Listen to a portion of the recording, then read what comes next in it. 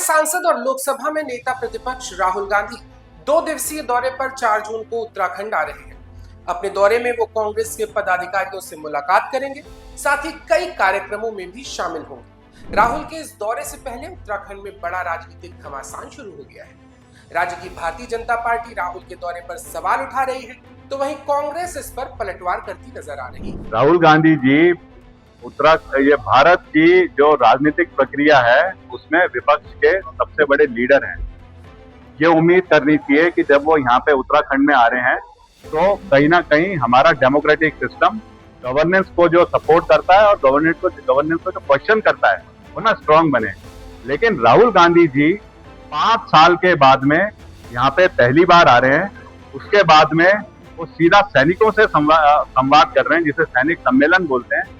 उन सैनिकों से संवाद कर रहे हैं जिनसे कि उनका हमेशा सैनिकों की कार्रवाई पे सवाल, सबूत लेना, उनके खिलाफ कोई ना कोई ऐसी शब्दावली बोलना जिससे कि सैनिकों का हौसला टूटता है।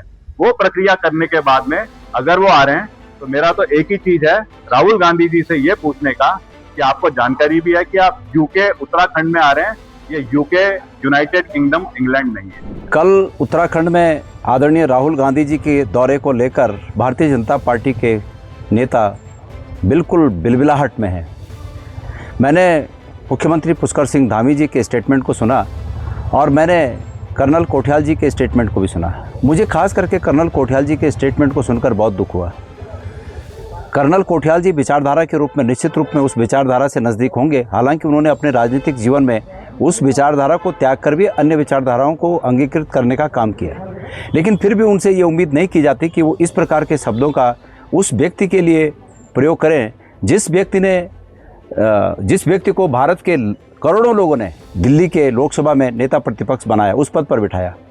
और ये अधिकार कर्नल कोठियाल जी को या उत्तराखंड के मुख्यमंत्री को कतई नहीं है कि वो नेता प्रतिपक्ष का इस रूप में उनके बारे में बात करें। मुख्यमंत्री जी, आप पहले अपने गिरेबान में झांकिए। आपके पास डेमोग्राफी चेंज, लव जिहाद, थूक जिहाद, इनके अलावा भारत के, हमारे प्रदेश के, उत्तराखंड के युवाओं के लिए कोई सपना नहीं है।